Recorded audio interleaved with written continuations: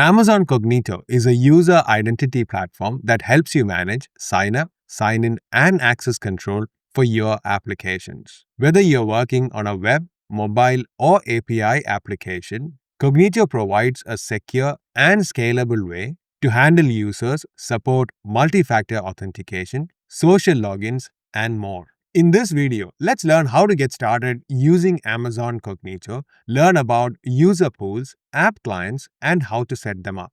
We will be walking through the Authorization Code OAuth Flow using Cognito-hosted UI and also Postman to retrieve the tokens. In a follow-up video, we will see how to use the token to authenticate with an ASP.NET API application. Hello everyone. My name is Rahul and welcome back to this YouTube channel. If you're new here, I make videos on .NET, Cloud, and DevOps. This video is part of my Amazon Cognito series and thanks to AWS for sponsoring it.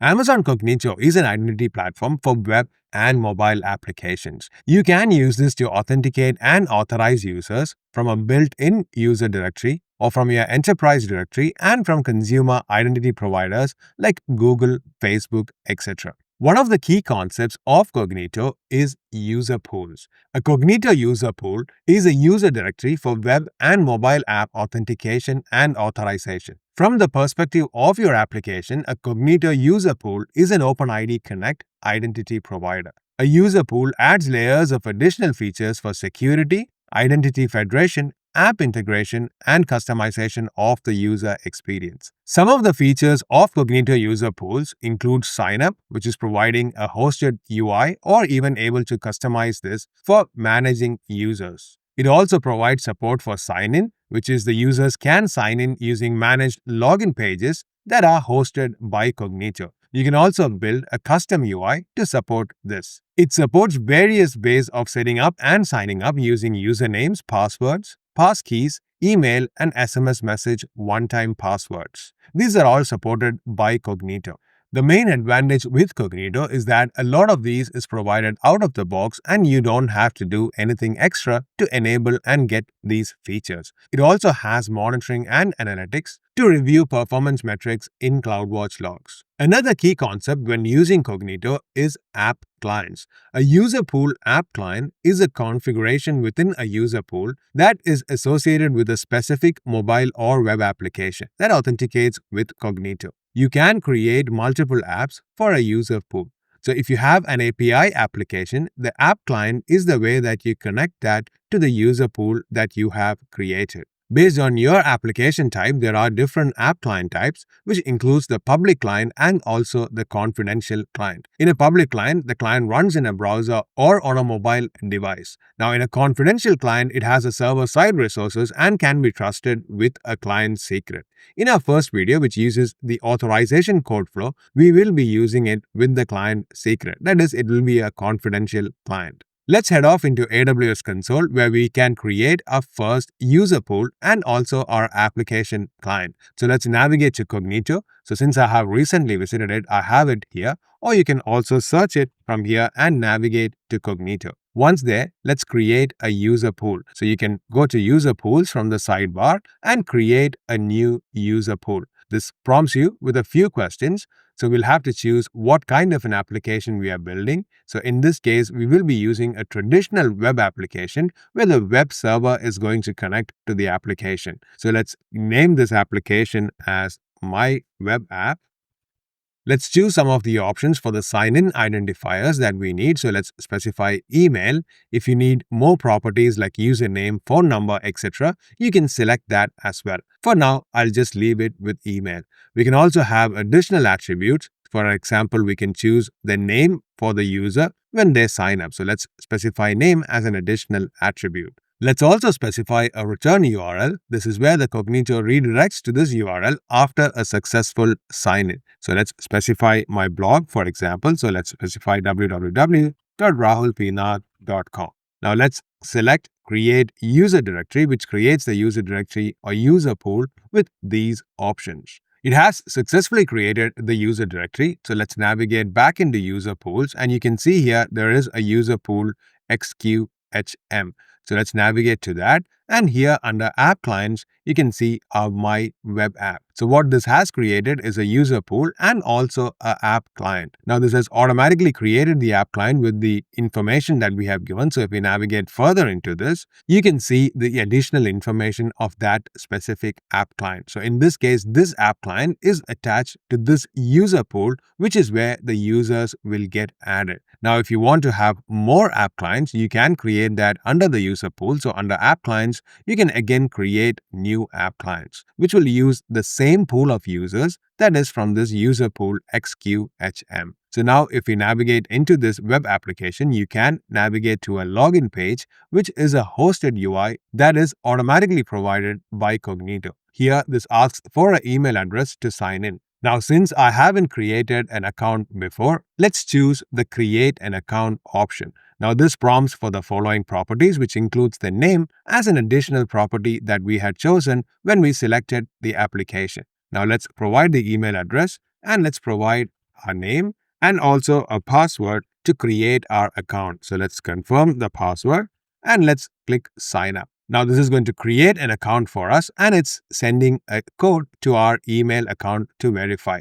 Let's paste in the one-time verification code that we received in the email and say confirm account. Now, this successfully creates the user and it redirects to the redirect URL that we specified, and it also sends a code for us. Let's copy this code, which we will use shortly to exchange for a token. Now, if we navigate back into AWS console, let's navigate into the users section of the user pool. And you can see here the user is created. So you can see a record for rahulpinath@gmail.com. So let's navigate into that and you can see the additional properties on this record. So you can also see the name and also the user identifier, which is automatically created by Cognito. Now, before we exchange the code that we received on our redirect URL, let's take a moment to understand the authorization code workflow. In the authorization code workflow, the user first navigates to the login page where we need to specify the username and the password. In this case, this automatically happened when we created the new user. And once that's confirmed, it returns an authorization code to the redirect URL. That is our web application. Now, in this case, I've just redirected to a custom URL, but if this is your API application, you would be specifying the URL for the API application. Now, once we have the code in the API application can get the authorization code, use the identity provider app client credentials, which is the client ID and the secret, to use it to exchange for a token. Now, this is where the authorization code using the credentials is being passed again to the client to get the tokens. Once successfully verified, it will return an ID token and an access token. The web application can then use the access token to authenticate and authorize further requests. Now, to exchange this code that we have received for a token, let's use Postman for now. So let's navigate to Postman and let's create a new request. Now we need to create a post request and send it to our identity server application. So let's navigate back to the console. Let's grab the URL for the identity server. So let's navigate to the login page again. So let's go to the app client. Let's go to web app and go to the login page. Let's grab this first URL bit from here where we are hitting the login page. And let's navigate to Postman and use this URL. To exchange for a token, this is a well-known URL, so it is the OAuth 2/token endpoint.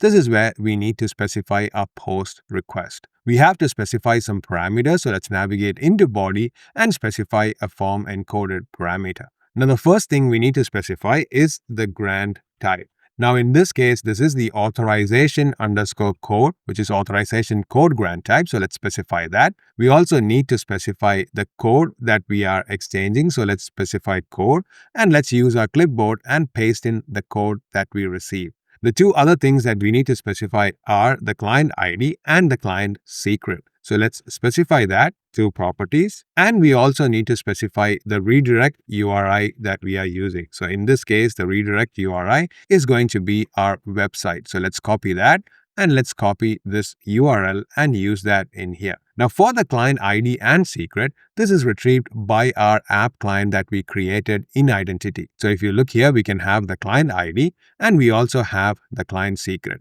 So let's copy both into clipboard and let's paste the client secret and also the client ID from here. Now, once we have all the properties populated, let's make a send request. Now, this is going to hit our identity provider and exchange it for a token.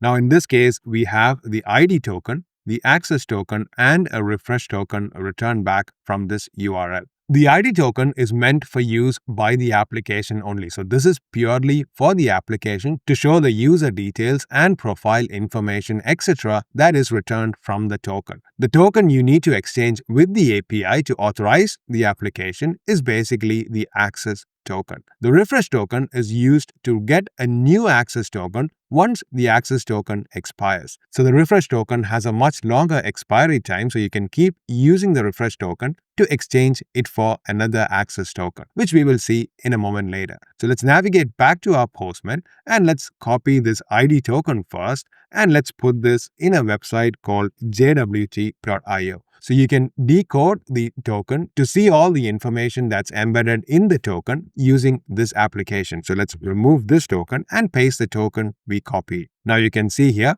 this has the information in here which specifies the URL that is used for the identity, which is Cognito, and the application URL. We also have the username, which starts with B9F. And we also have the email and other details in here. We also have the expiry for this specific token. Now, if we navigate back to Postman and grab the access token, this is going to contain similar information. So let's copy that and let's paste it in here. Now you can see this has the username, which is the identifier, the expiry, and also the issuer URL.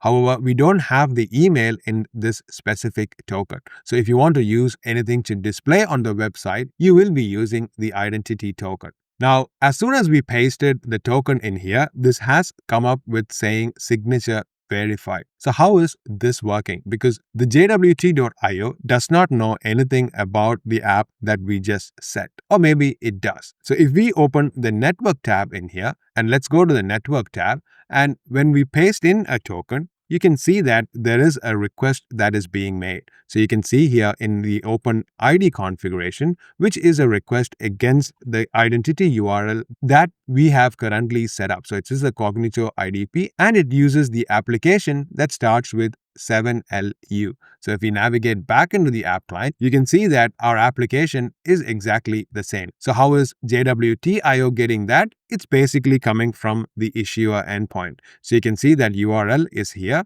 and this OpenID configuration is a well-known endpoint. It also then gets the jws.json call to get some of the details of the key. So you can see in the response, there is the keys that is used to sign this specific token. Now, once it gets the keys back, it can use that to verify that this signature is being signed by this specific identity provider issuer. This is why we are getting the signature verified.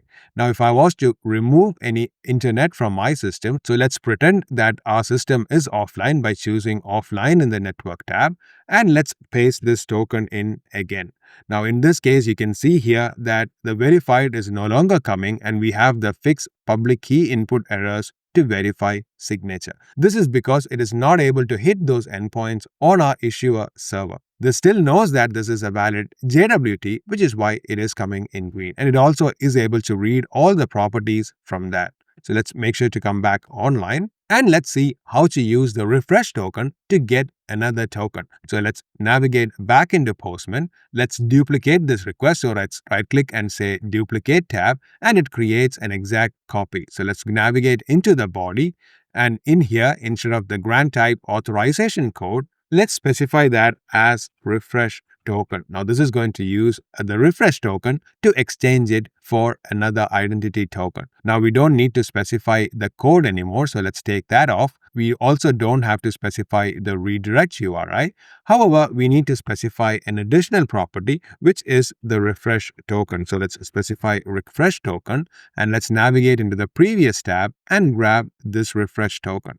And let's come back in here and specify this token. Now, once we have that, we can specify the send request, which is on the same URL. And now we get back a new ID token and also an access token.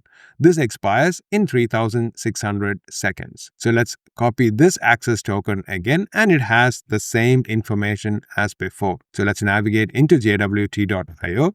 Now, since I am back online, this has verified it, and you can see all the information in here.